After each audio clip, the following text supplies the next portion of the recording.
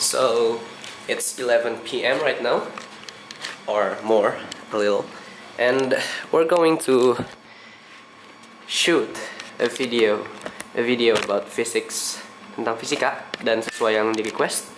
Today it's listrik. Okay, so ELJ, here we go.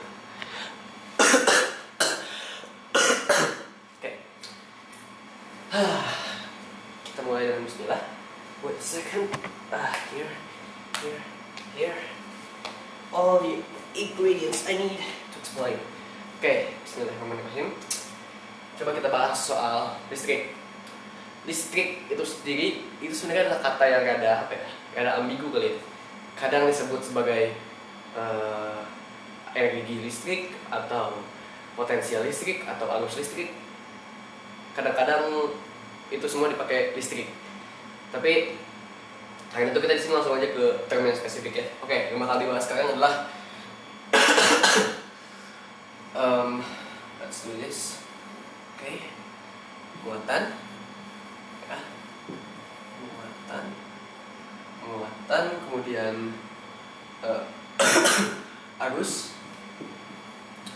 Ini kita masih bahas yang gampang-gampang aja dulu ya. Terus beda potensial atau voltage,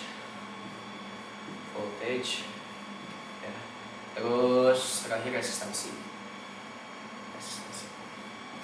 Okay, because this is essentially the essential thing. Oh, aku lupa terus.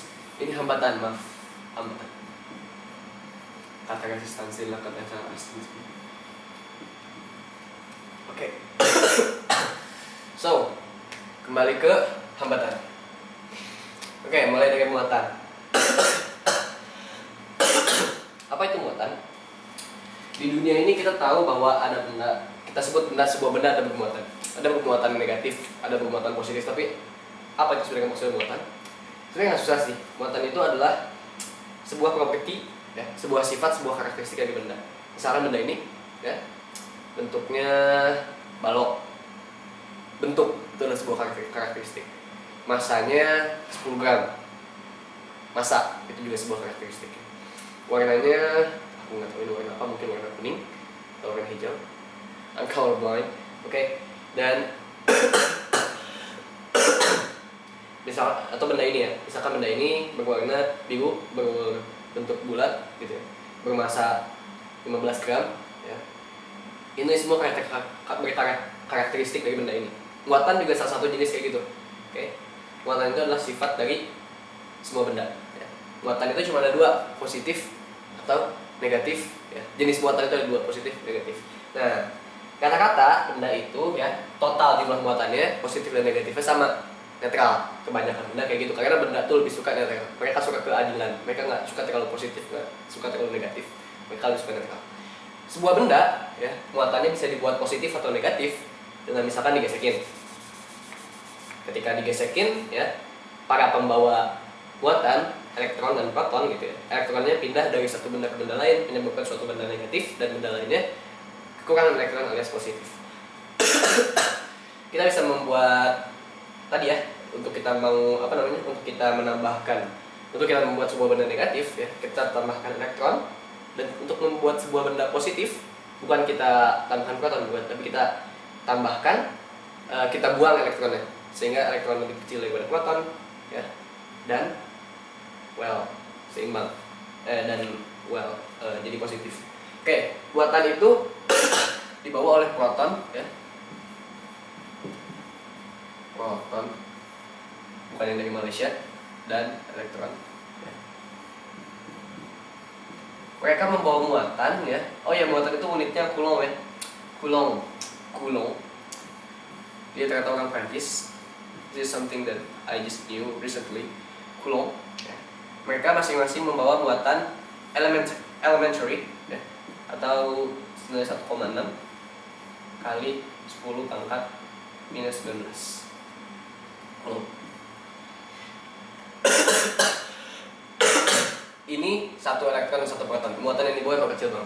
Atau mungkin tempatnya satu coulomb itu adalah suatu yang besar lah, suatu nilai yang besar. berarti dalam kalau misalkan kamu pengen muatan benda ini bermuatan 1 coulomb ya, misalkan spidol ini bermuatan dari netral menjadi 1 coulomb, kamu harus menambahkan elektron sebanyak kira-kira berapa ya? 6,2, kalau nggak salah angkanya 6,232 kali 10 pangkat 18 ya, 6 kali 10 pangkat 18 apa namanya, 6 kali 10 pangkat 18 elektron ya, atau dalam bahasa manusia itu 6 juta triliun elektron gitu ya, ke dalam benda ini gitu ya, supaya bisa buat benda ini lebih besar 1 coulomb.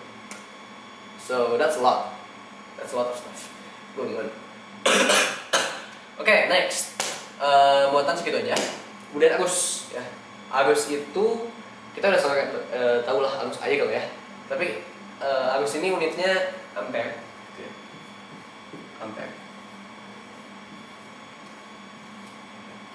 Ampere itu adalah hitungan arus. Nah, maksudnya apa? Hitungan arus itu sebenarnya gampang. Arus itu cuma muatan yang ada di apa yang kita ukur dalam arus itu adalah muatan dengan dan detik dan waktu ya. Arus itu adalah ukuran. Kalau misalnya kita punya anggapan ini kabel di zoom gitu ya. Ini kabel di zoom. Kemudian ada muatan-muatan ya, elektron-elektron yang bergerak di sini, mengalir gitu ya istilahnya, kayak air lah ya. Oke. Kemudian di sini kita liatin elektronnya gitu ya. Kita liatin elektronnya. Nah, arus itu adalah ya sesuai dengan penglihatan kita gitu. Itu adalah banyaknya muatan yang lewat setiap detiknya. Oke. Berapa coulomb per detik gitu ya. Berapa banyak muatan yang lewat setiap detiknya. Makin banyak ya, alias makin cepat, alias makin riuh ya, alias itu makin besar arusnya gitu. Atau kalau banyak tapi keluarnya sedikit-sedikit ya berarti arusnya juga kecil. Oke. Nah, arus, voltage dan hambatan ini nanti dihubungkan sama hukum Ohm, hukum umum ya. Hubungannya adalah Ohm's law. Ohm's law. Itu adalah ya F sama dengan F per I. Oke. Nah, next voltage ya. Voltage ya. Ketika kita ngomongin voltage ada dua hal di sini. Voltage itu salah satu juga apa ya, term atau kata yang sering diksi yang sering disalahgunakan ya. Voltage itu dia merujuk kalau nggak ke beda potensial ya, PP. Oke. Bukan Bambang Pamungkas dan GGL ya. Sinetron yang lagi ngetren ini. Bukan. Oke. BP. Beda potensial dan gaya gerak listrik. Nah, sebenarnya voltage itu apa? Ya. Beda potensial itu apa? Beda potensial itu adalah energi ya, yang dihabiskan, yang dibuang oleh satu satuan muatan gitu ya, 1 coulomb gitu ya. 1 coulomb muatan sekumpul elektron nih ya. Sekalian tadi ya 6,2 kali 10 pangkat 18 elektron. Okay. Untuk melewati untuk dari satu titik ke satu titik lain, berapa banyak energi yang dia buang. Makin banyak energi yang dia buang ya, kita sebut berarti beda potensial antara dua titik itu makin besar. Nah,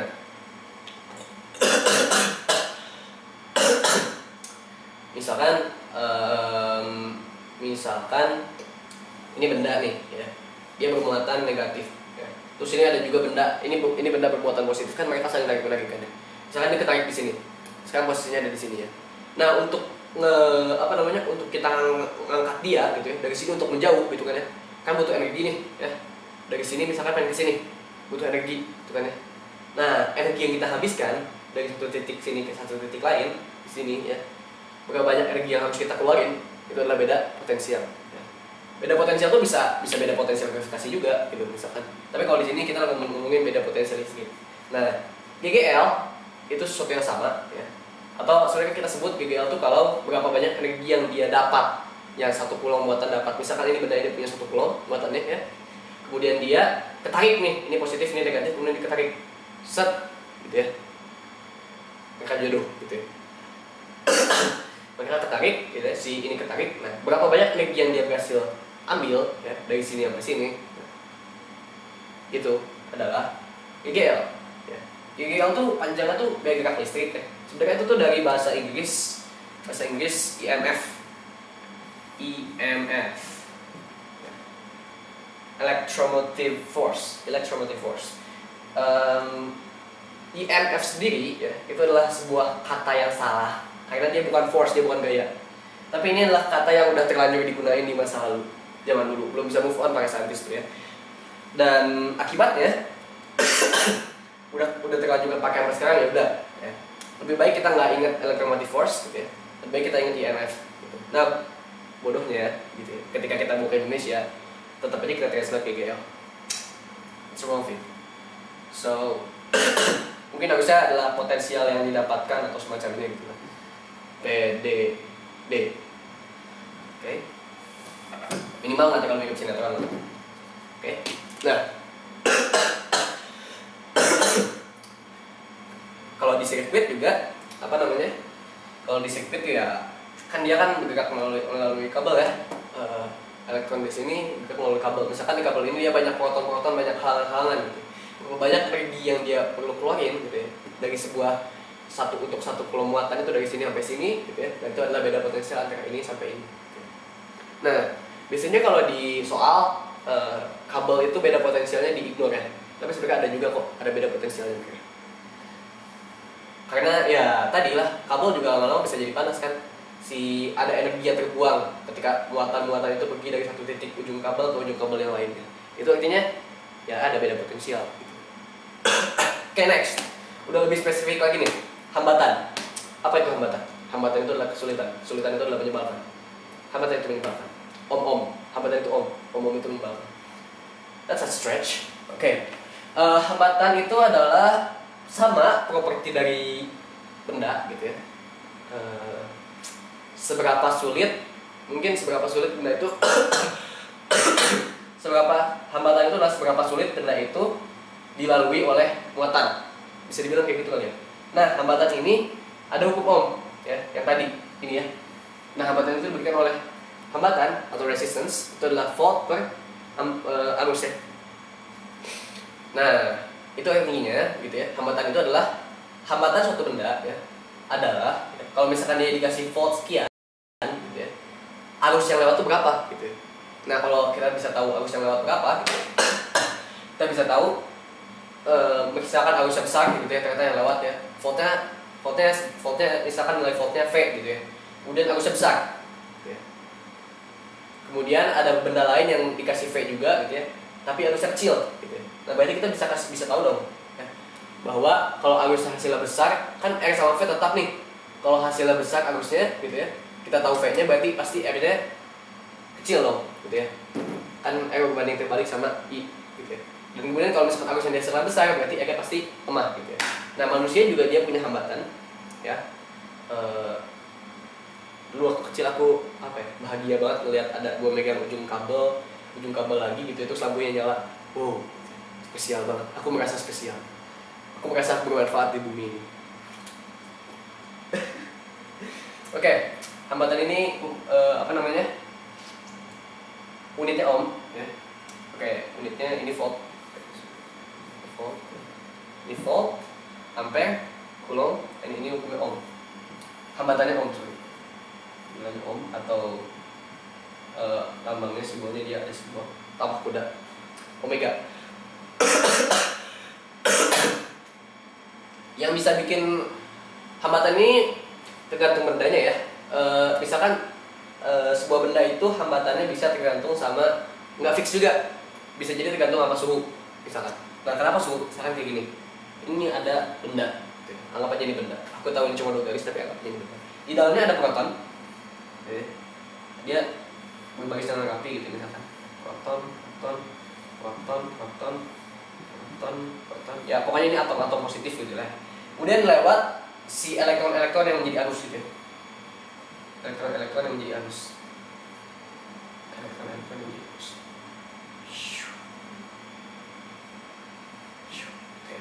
Nah, seiring dia lewat gitu ya, bisa jadi ya, dia kan nggak mulus banget, dia nabrak misalkan, nabrak si proton ini gitu ya.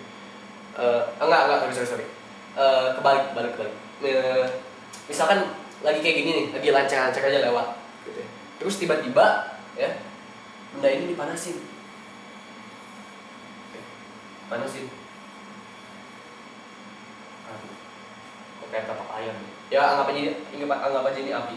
Oke. Anggap aja ini api. Percayalah, kalau kamu percaya kamu pasti bisa menangkap ini. Oke. Anggap aja ini api. Nah, kemudian ketika dia dipanasin gitu ya. Kan kita tahu kalau di dunia atomik ya, panas itu transfer energi, si atom bergoyang. Not that kind. Atom ini bergoyang, oke, bergetar. Itu panas ya. Nah, kalau atom ini bergetar, misalkan proton ini nih, yang lihat ya, dia udah gak ada nempel sama ini kan. Terus dia bergetar gitu, mengganggu nggak sih? Pasti mengganggu dong. Dari asalnya dia lancar-lancar aja, tiba-tiba dia kesenggol gitu, tok gitu ya. Sehingga dia nabrak ke sini misalkan. Terus dia sini bergetar juga kan. Tok, sehingga akhirnya dia dari yang harusnya trajektorinya lurus gini gitu ya, dia jadi tak makin banyak energi yang kebuang gitu ya, dan hambatannya naik gitu, karena untuk dia jadi lebih lambat kan, harusnya berarti lebih kecil. Oke. Nah, atau alasan lainnya mungkin adalah karena impurity itu apa sih? Ketidaksucian, bukan ketidakmurnian gitu ya. Nah, misalkan ini atom besi seukuran segini lah ya. Tiba-tiba ada atom, entahlah aku nggak tahu apa yang lebih besar daripada besi gitu ya. Benda lain misalkan kayak gini gitu. Nah, si elektron ini yang lagi happy-happynya lewat gitu ya. Tiba-tiba dia kehalangan sama ini gitu ya. Nah, itu juga bisa, sehingga dia jadi lebih lambat. Nah, itu sifat-sifat hambatan. Oke. Dan kenapa benda itu bisa ada hambatan? Oke, nggak segini aja untuk kali ini. Nanti selanjutnya ada episode-episode selanjutnya yang berkaitan dengan sirkuit. Sekian dari saya. Terima kasih. Semoga bermanfaat.